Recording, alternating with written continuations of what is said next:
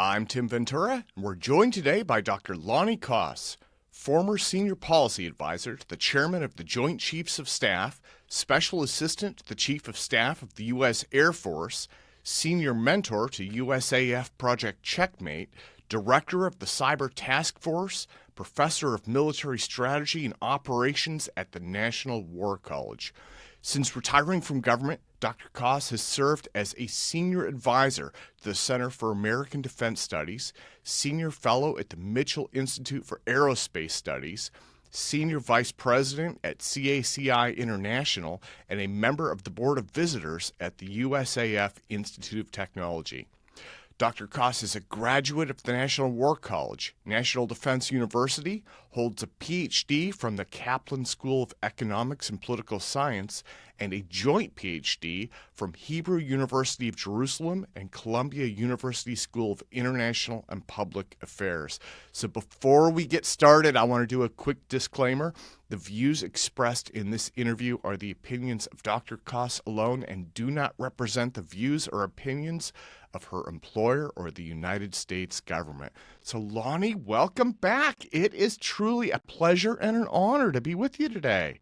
Thank you, Tim. As always, great to be on your podcast, and your timing is absolutely impeccable. We got back from Portugal on Friday, and after a very eventful weekend, here we are. So we have Rising Lion and Midnight Hammer to talk about. Yeah. And names mean a lot, and they're phenomenal in this particular case. So take it away. I'll try to answer as much as I can.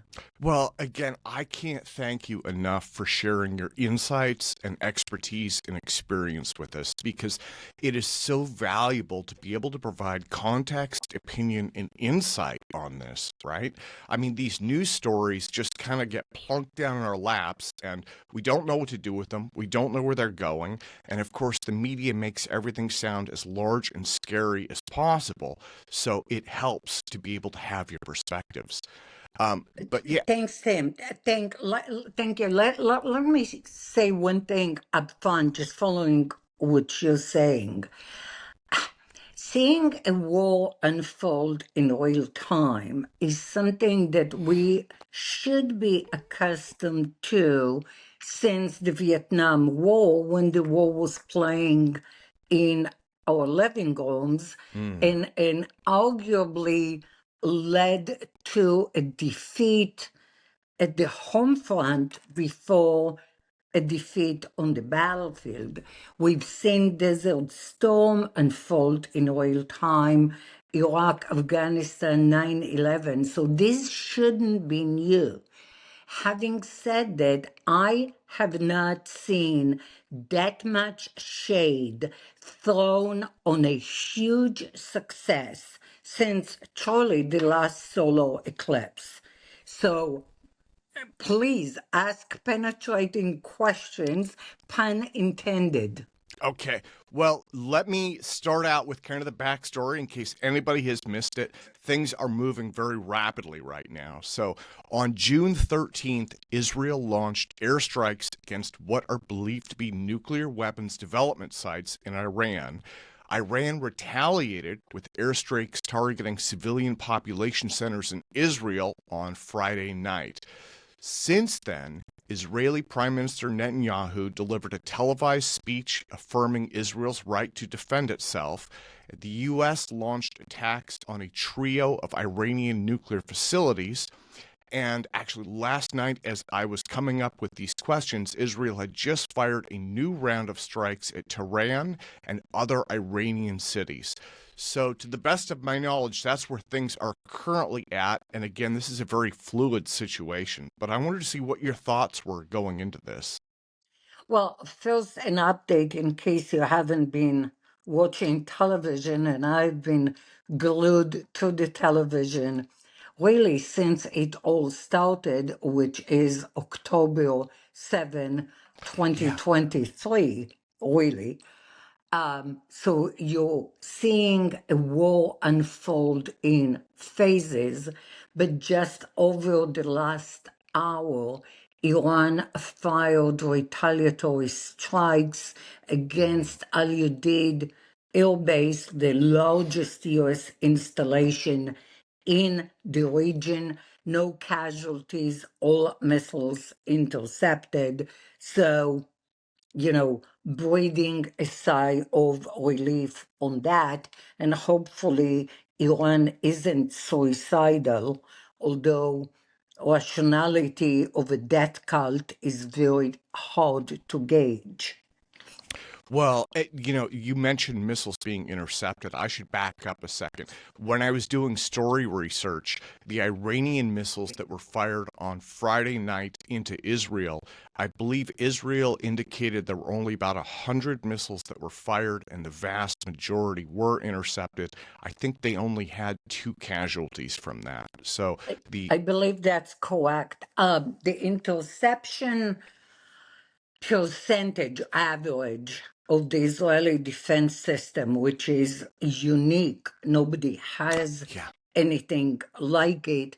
That's why President Trump wants a golden dome rather than the Iron Dome, which truly is just area defense. It's part of a much larger system.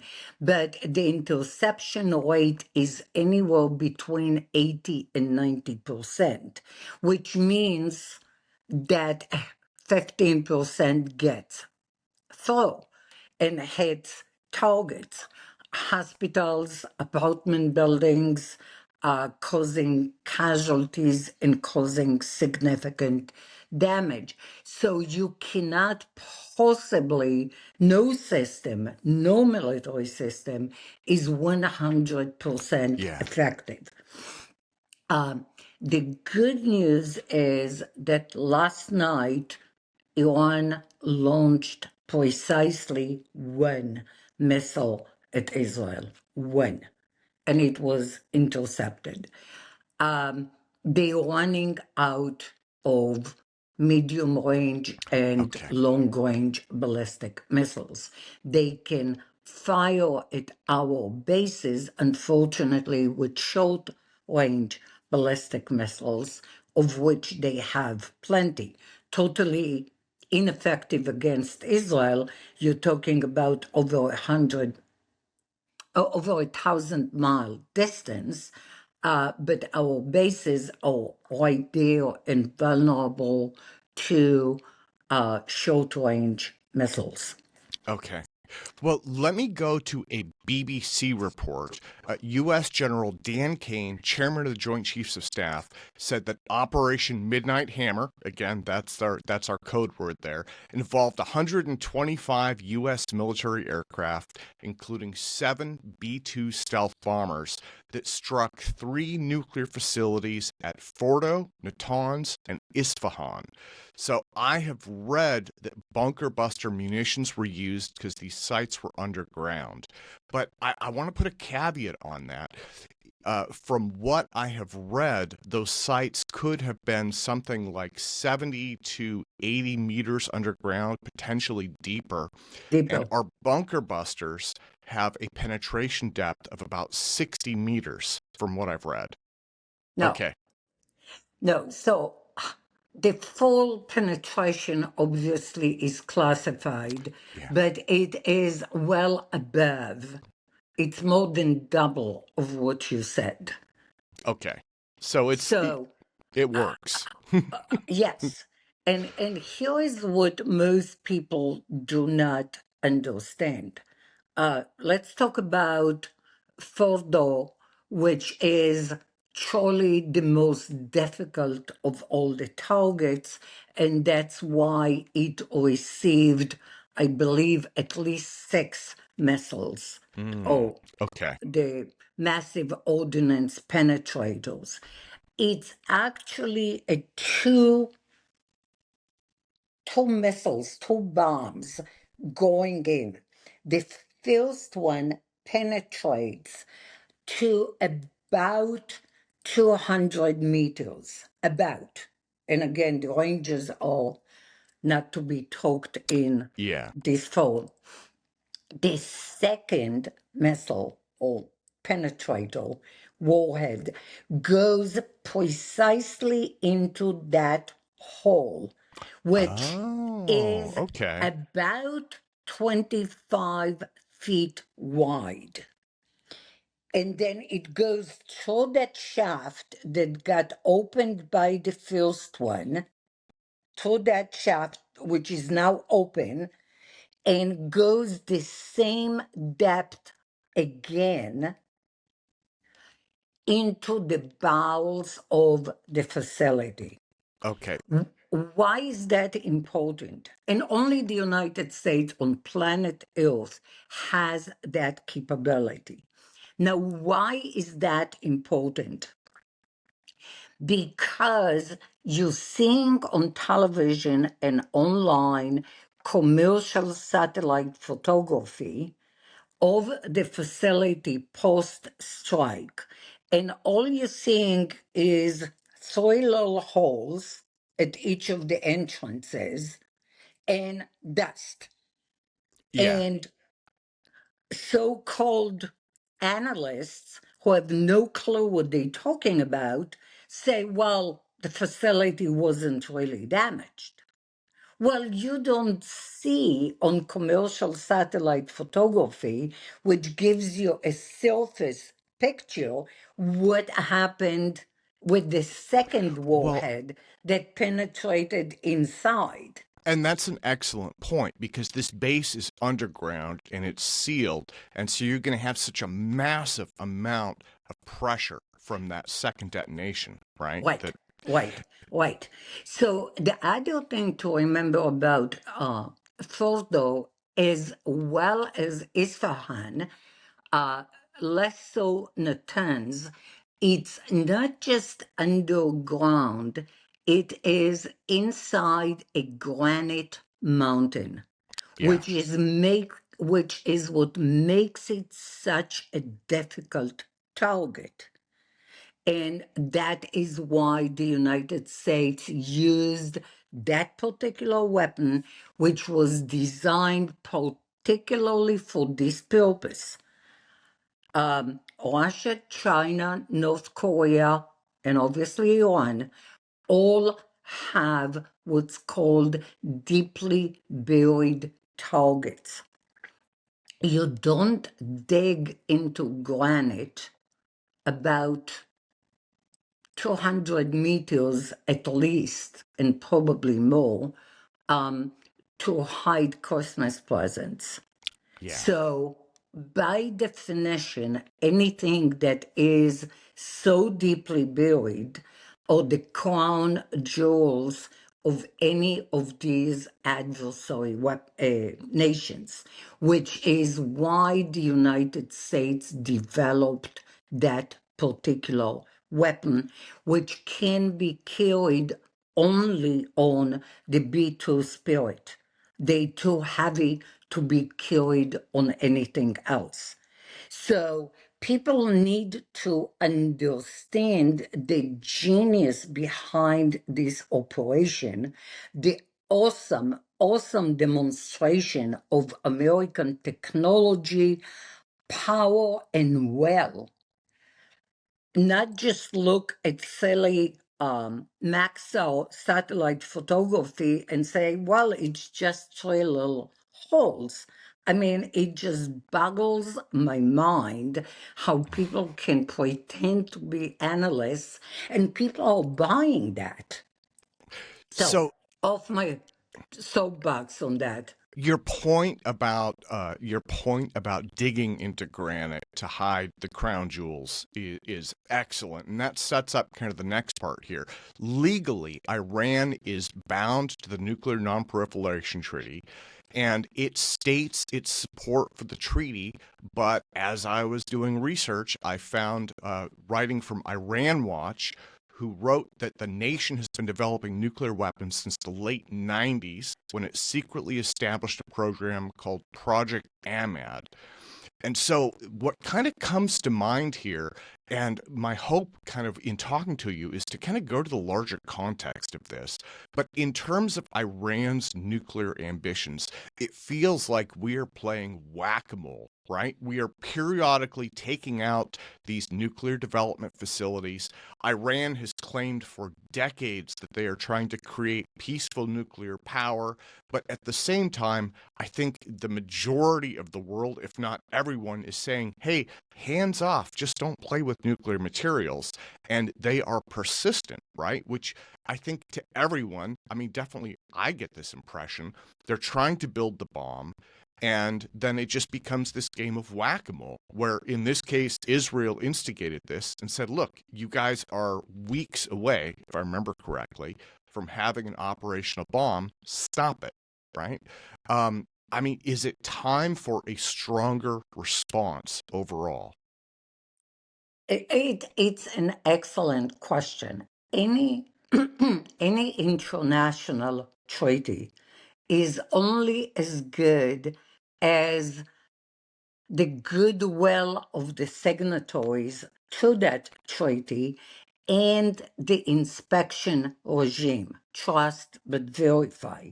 So the NPT, the Nuclear Non-proliferation Treaty, does have an inspection regime, and you have seen the IAEA report saying that Iran is in gross violation of its commitments and has enriched uranium way past weapons grade. Yeah. Now, here is another thing that I need to explain, Tim, because I truly think people do not understand. Iran is sitting on one of the largest oil deposits on planet Earth. Oil is much cheaper energy than nuclear energy. Yeah. So no country that has massive supplies of domestic oil is going to build nuclear reactors to power its economy, to put light in your home, or to air condition, your office.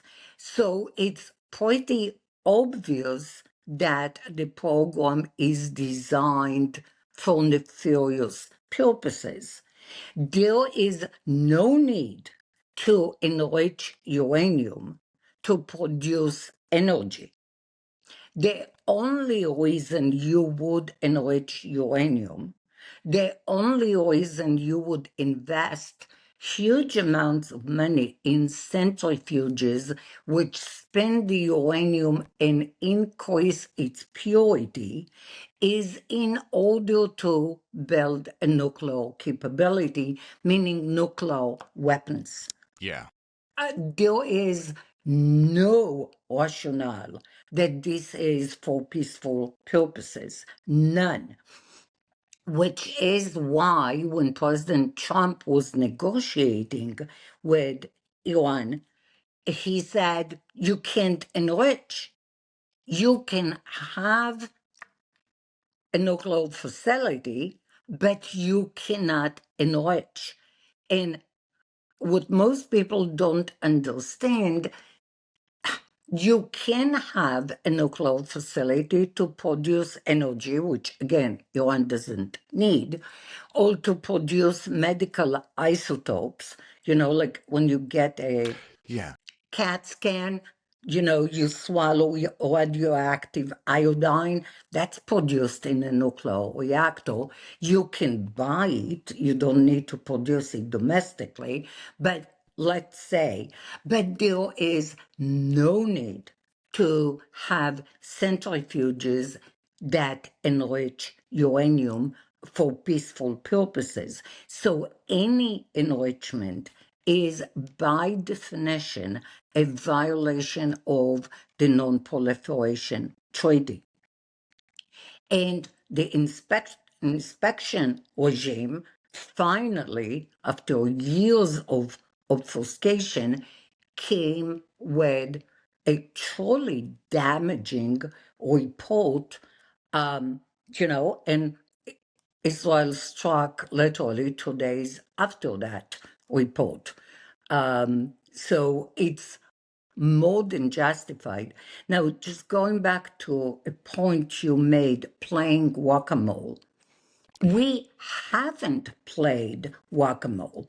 We have not tried to degrade this capability. We tried to make a deal.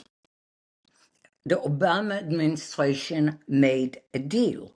Also, during the Obama administration, there was a major Israeli effort, kind of secret, but it's now public, called the Stuxnet, to sabotage those centrifuges through cyber means. That can delay, it can degrade, it cannot stop. So the first and only actual strike was Friday to Saturday night, meaning Operation Midnight Hammer. And that was a hammer, that wasn't whack-a-mole. That was designed to obliterate it. Yeah. So let me go to Iran's presumed motivations a bit. The U.S. Department of State designated Iran as a state sponsor of terrorism way back in 1984. And since then, they have supported groups like Hezbollah, Hamas in Palestine, the Houthi rebels in Yemen, and others. They are additionally selling kamikaze drones to Russia for use against Ukraine. And our own government has accused them of trying to build nuclear weapons for decades. Right. So is it fair to call them a bad actor on the international stage? And does that justify regime change, as President Donald Trump alluded to in a post Sunday night? It's as usual, Tim, you ask the million-dollar questions. So let me take it piece by piece. The war between the United States and Iran started in 1979 when Iran invaded sovereign U.S. territory, also known as the United States Embassy in Tehran, and held embassy staff and our diplomats for 441 days. This is when the war started. Okay. With Iranian invasion of sovereign U.S. territory. Since then, and I can spend the entire time, which hopefully you won't let me, enumerating the number of times that Iran hit Americans, killed Americans. Let me just highlight a couple, because people have zero historic memory and the attention span of a golden retriever. 1983, October 24, my birthday, that's why I remember the date, but also because I lost friends. Iran had the United States Marine barracks in Beirut, Lebanon, killing 241 Marines. The biggest single loss to the United States Marine Corps since the Battle of Iwo Jima. They kidnapped and brutally tortured and eventually executed the Beirut station chief, the CIA station chief, William Buckley, and my close friend, U.S. Marine Colonel Rich Higgins, who was in Lebanon with a UN observer mission. We have not retaliated for that at all. Remember TWA? I forgot the number that they TWA 800, hijacked. right? Yeah. Say again? TWA 800, wasn't it? Right. Over right. Ireland, if I remember right. No, that's actually not. Okay. they're mistake. doing uh, directly, but the one that was hijacked in Beirut and they threw an Okay. American Yeah. serviceman to the tarmac. Remember the horrific pictures we all saw on television of the terrorists holding a gun to the pilot's head, the flight attendants screaming as they are literally stamping to death an American sailor. Again, we have done nothing. Cobalt Towers, the USS Cole, numerous assassination attempts on US officials, um, firing on American bases, blocking the Strait of Hormuz in 1987 to 88, forcing the United States to escort tankers. So this is a malign regime, not Yeah. just a rogue regime. It is a malign regime. And every American strategy document that I am familiar with since the mid 80s explicitly calls out Iran as a malign regime and talks about how we can counter Iran's malign influence. So malign means like malignancy. That's what you're talking about. So tell me again why you want that regime to stay in power. Well, This is a regime that has death to America as its foreign policy.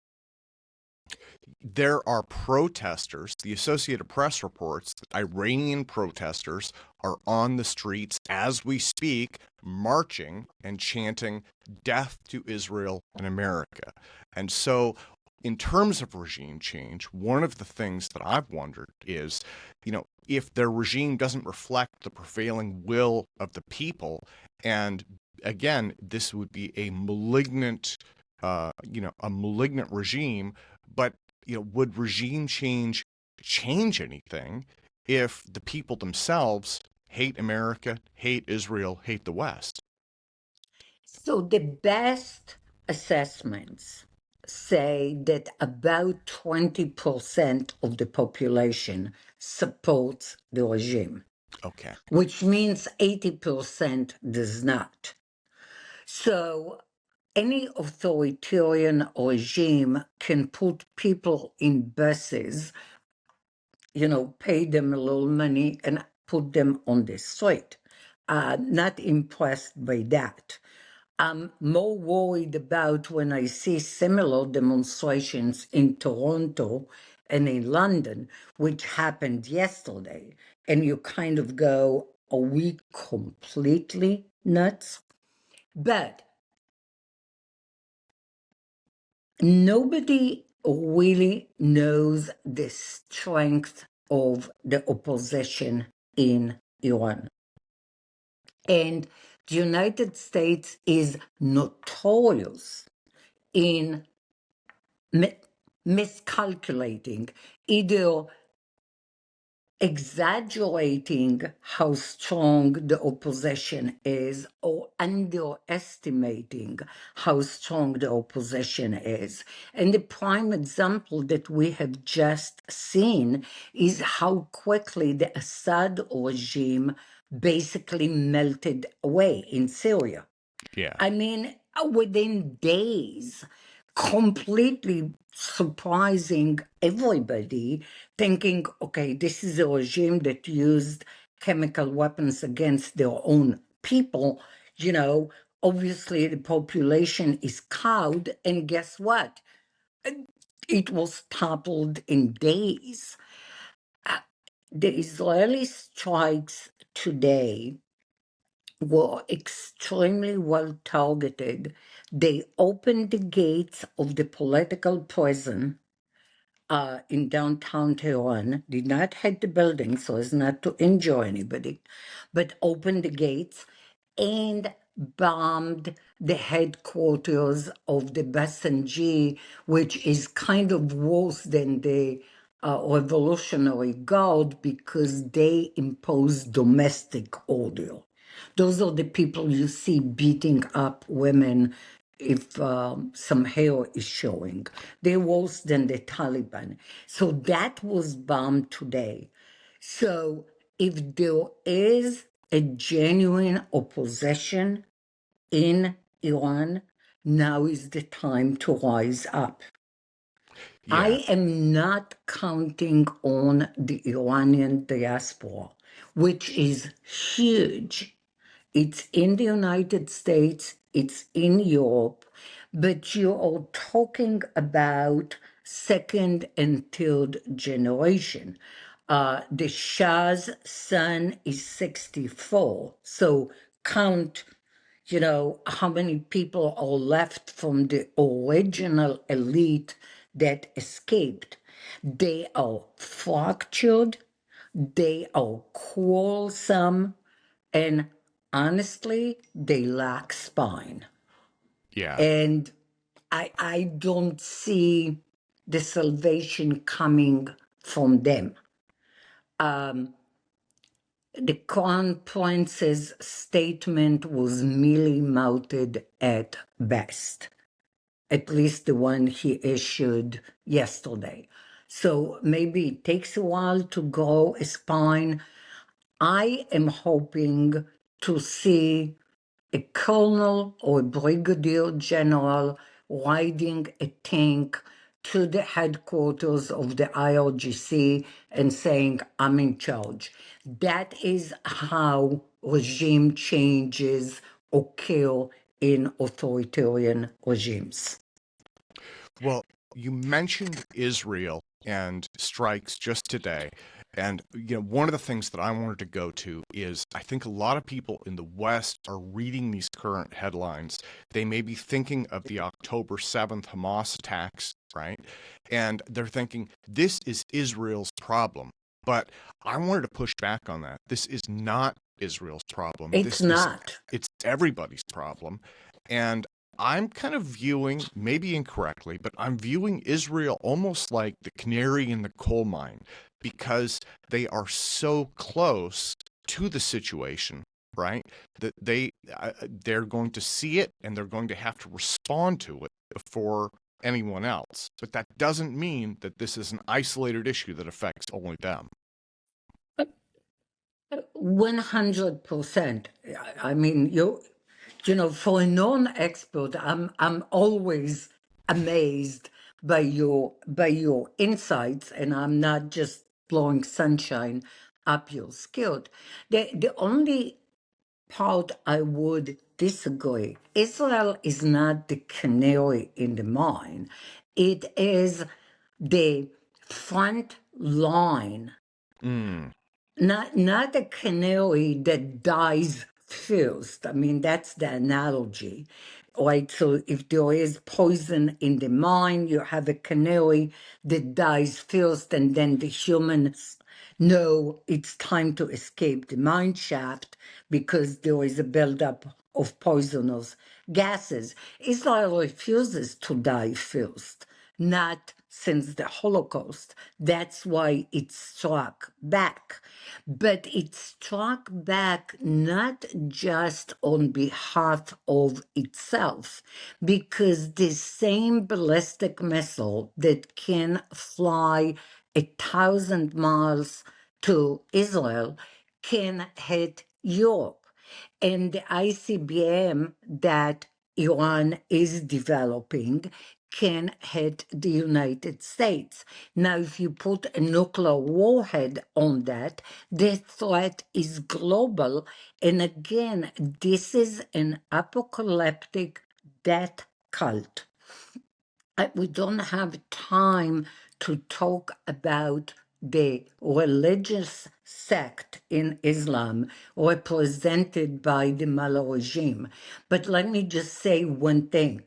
Their firm belief is that the sun rising in the west will bring about the end of times and their Messiah called the hidden imam. The only way the sun rises in the west is with the nuclear explosion. Okay. Okay? And if you look at the globe and look what lies west of Iran, it's Europe and it's the United States.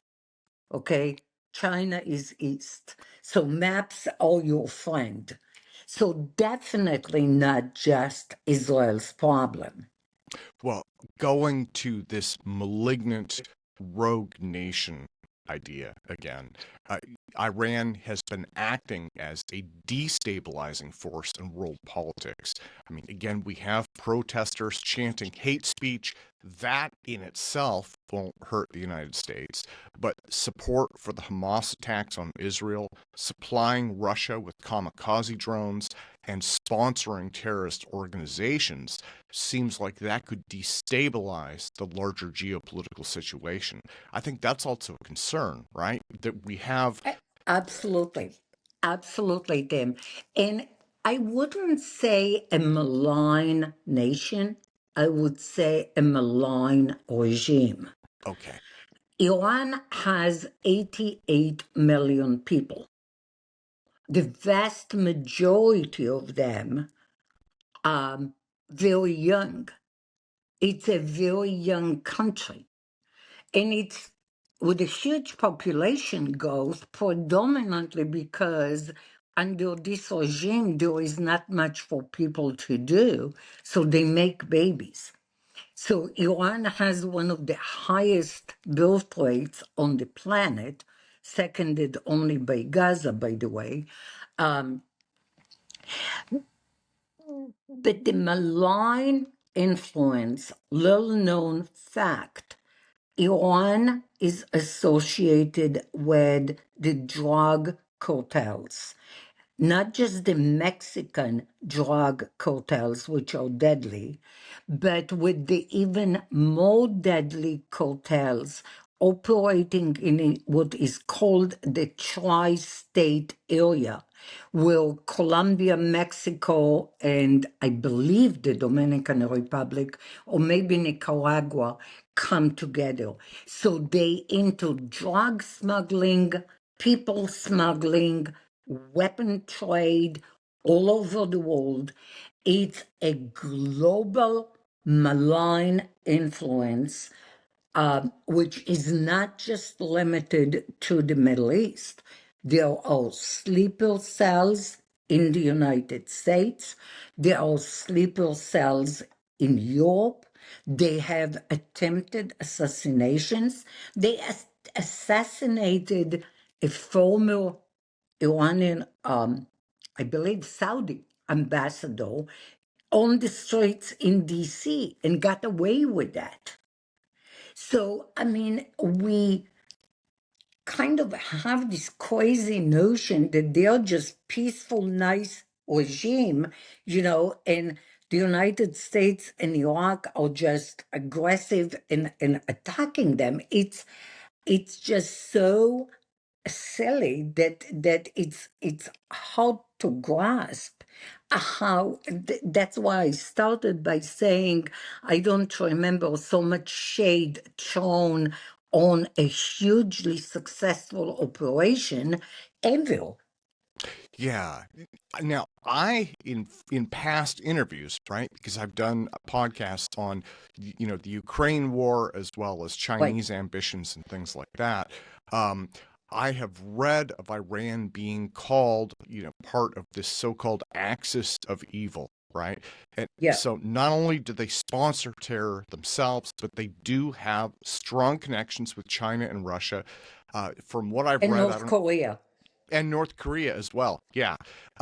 So these are a cluster of nations which seem to be aligned against Western interests, and they collaborate. Right. China is a massive trade partner for oil with Iran, and so it seems like. I guess I'm wondering if we act against Iran, does that threaten to bring Russia, China, or North Korea into some kind of a conflict as well? I don't believe so. And, the next couple of days would tell. We're talking about re-establishing deterrence because that stabilizes the international situation. But if you think about it, our deterrence has been undermined by Iran, I would say, since at least the bombing of the Marine barracks in Beirut in 1983, and we have not reacted. The one time that we reacted twice was when under President Reagan, and the second when in the first Trump administration, he ordered a hit on Soleimani, the commander of the IRGC. But other than that, Iran kind of felt like you can't touch me. I can get away with murder because I can do X, Y, and Z. And it's really important to understand that they could have done, and indeed did, everything that we are now worrying about, to include shooting at American bases, to include closing the Straits of Hormuz, which they have done. They bombed an American ship, the USS Cole, right before 9/11 in 2000, Yeah. Now killing a bunch of sailors. you'd mentioned closing the Straits of Hormuz in 1987, I Mm-hmm. believe. And so this isn't even on my questions list, but when I was doing reading before our interview today, I read that Parliament in Iran has voted to close those straits again. So we may be looking at another blockade. Now, I did have some notes written somewhere around here where something like, this is a few years back, something like 25% of the world's crude petroleum went through those straits. So 20. 20%. Okay. So closing the Straits of Hormuz would still affect, to this day, a massive amount of oil trade. Did you check the market report today? I did not. I did not. Oil is in the green, which means that nobody is worried about it. Good. Good. And why is that? The United States has a massive presence in the Middle East, which we did not have in 87 and 88. As a matter of fact, the operation to escort the tankers called Operation Earnest Well, and if you ever have time, I'll tell you the story why it's called Earnest Well, and it doesn't relate to the well power, but a dude named Ernest, and he will do something, but it's a whole another story. That led to the establishment of the Central Command. Up to that point, we didn't even have a command to deal with a critical region at a time that we ourselves depended on oil coming from that region, which thankfully we now have energy independence. Yeah. The main customer of that oil is China. Does China want the strait closed? Absolutely not. Absolutely not. Again, if you look at the map, the Arabian Peninsula is flanked by two bodies of water. One is the Persian Gulf, or the Arabian Gulf, as the Saudis prefer to call it, and before you reach the Pacific Ocean, you have a very narrow strait called the Strait of Hormuz, can be blocked there. On the other side, you have the Red Sea and the Bab el-Mandeb Strait, which the Houthis have blocked. So we have a huge flotilla in the area to deal precisely with that. This is And the blue water Navy role, right? That we play. yeah, This is correct. something that my good friend and mentor, Lieutenant Colonel Peter Garretson, has talked about many times: brown water versus blue water. And if I understand correctly, this is a role that we really picked up from the British as their Yes. empire, shrunk. We picked up that role of basically protecting trade on the open seas and protecting free trade for any country, right, around the world in these contested waters. Yeah, well, that's very true. Freedom of navigation has been a huge principle of international well-being and law. Blocking a strait is by international convention an act of war. We never called the Houthis on blocking the Straits of Bab el Mandeb being an act of war because they're not a nation state, but Iran is. Yeah. So in 87, 88, they mined the straits, and the United States sent ships to escort the oil tankers to clear the mines. It's truly the death throes of a falling regime, where you truly cut off your nose to spite your face. That's your main source of income.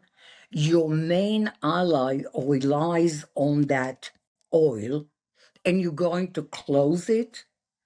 I mean, it makes no rational sense. And again, the United States will break the blockade. So they essentially impotent. Yeah. It's good to hear that there is a silver lining to this. I think overall, right, we have destroyed, and President Trump said that this was overwhelmingly successful. We've destroyed 3 nuclear facilities. It looks like international trade, at least immediately, is not completely threatened, right? So there's some good things going on. And actually, in the back of my mind, I'm going back to what you said about the sun rising in the west. I'd never heard that before. Could you tell me Uh, a little bit about that? well, so that Iran is the mullahs are a Shia sect which has a messianic view of the world. And it believes, kind of like most major religions, Yeah. in the end of times and the coming of a Messiah. In the same way, Christianity and Judaism have certain signs of the coming of the Messiah in the end of times. They'll sign pure the literature that they worship. And remember, it's a country headed by a cleric or a bunch of clerics. That's why he isn't dead yet, because nobody wants to start killing so-called religious scholars. It's rather uncommon to have a regime headed by one, but it's kind of the functional equivalent of, I don't even want to draw that analogy, but I will, of killing a pope. He is a recognized religious scholar. But the key element in their messianic doctrine is that the sign of the end of times would be sun rising in the west. It's written in a 9th century text at a time that they had pretty good astronomers and astrologists. So obviously, it's a physical impossibility for the sun to rise in the west. But when Iran started developing its nuclear capability, this is what the scholars, the religious scholars, said. That is the only way to make the sun rise in the West. That And now they explains dress in. Say again? that explains so much. As I was doing research last night, I was wondering, I was like, why pursue, I mean, developing nuclear weapons, there are some strategic reasons for that, but it is not easy. It is not cheap. There are so many different ways that Right. Iran could attack Israel or the United States or stop shipping or anything. I was like, why pursue these nuclear ambitions? If what you're saying is correct, Iran may be pursuing them basically to make a religious prophecy come true. Yes. Yes. And again, understanding that is really important. Now, most people would say, well, that's idiotic. And it may be. But when your opponent believes in something, it is truly important to understand that. Yeah. Al Qaeda also had a religious ideology. Osama bin Laden and company, another strand in Islam.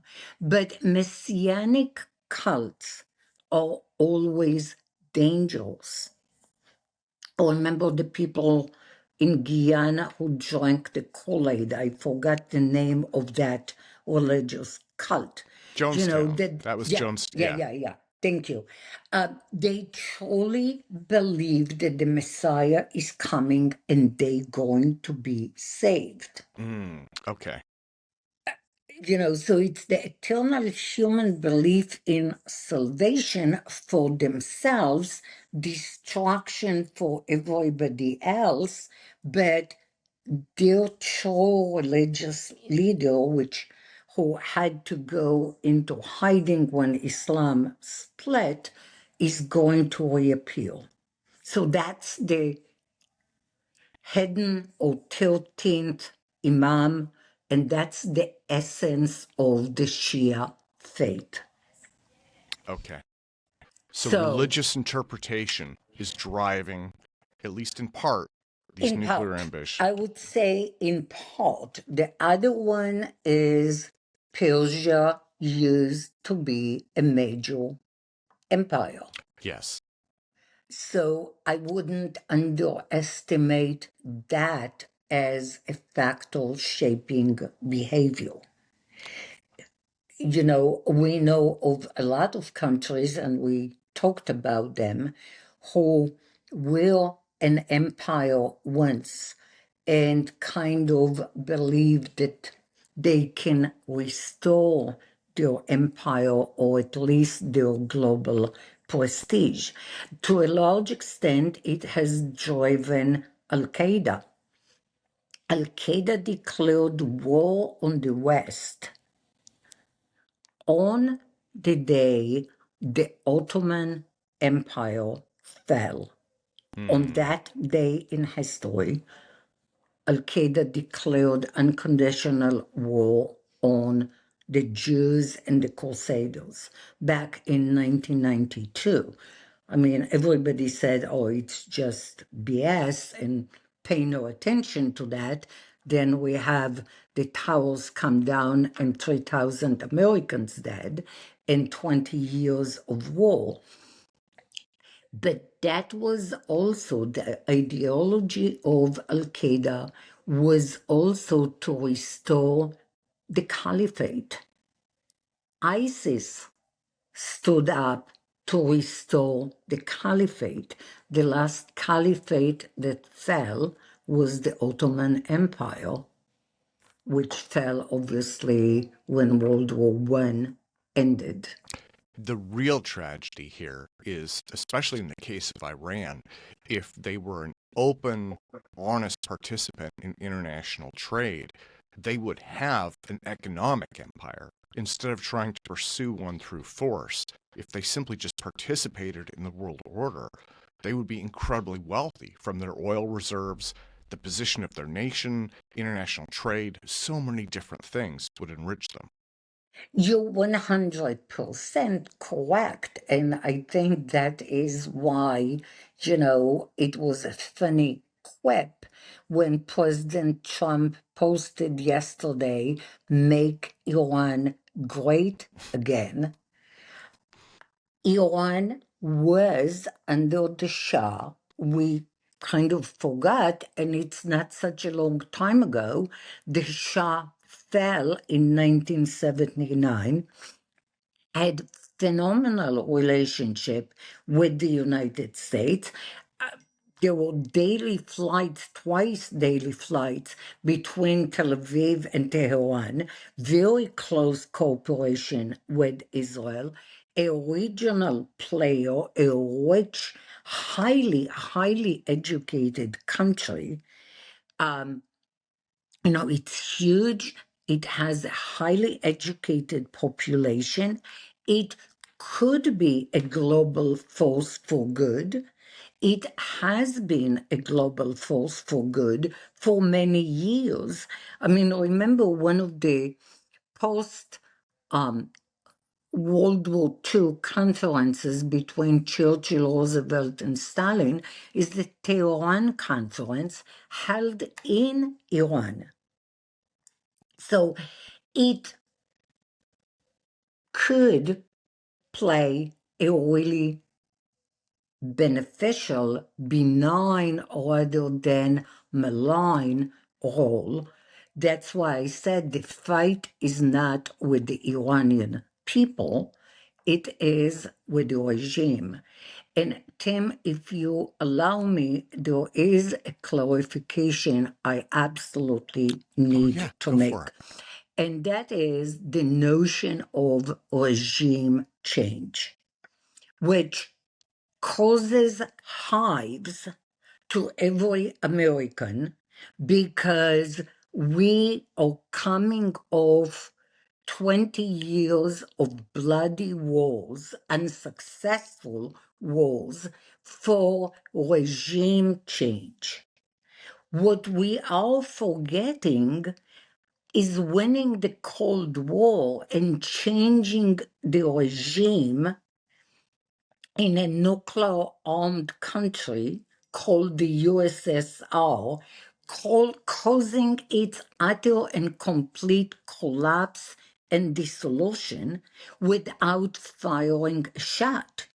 So it makes sense to look at regime change like Reagan did with the evil empire, rather than the unsuccessful attempt to bring the Taliban, which was firmly anchored in the 11th century, kicking and screaming into the 20th century. So there is that kind of silly regime change, saying we can bring democracy to a country that never had democracy or institutions, societal institutions like Afghanistan or Iraq, that has known nothing but colonialism, a king, and a dictatorship, and a regime change on the order of winning the Cold War, bringing down the Warsaw Pact, engineering the collapse of the USSR, and truly changing the global balance of power, the global array of everything. Yeah. I hope that makes sense. It does make sense. And Lonnie, I think that is an excellent note to close on. But before we go, I want to touch base on what is coming up next for you. And if you have any predictions for the next few weeks, next couple of months, in terms of this very fluid, potentially escalating situation in Iran. So I sincerely hope there is no escalation. I believe Iran is out of options. If you see spasmodic violence, like you see, a dying body still, reacting reflexively, it's going to be pretty impotent, my view. And again, you have to look at it from the perspective of they had that capability before. It's not a new capability. They chanted and believed in death to America and death to Israel before they got hit. So whatever happens, it's not because we provoked them. They Yeah. could have done it anyways. And I sincerely hope that the Iranian people rise up and reclaim their greatness as a nation and a member of the family of nations. Wonderful. Lani, let me thank you again Of so much course. for your time today. Of course, Tim. Always a pleasure.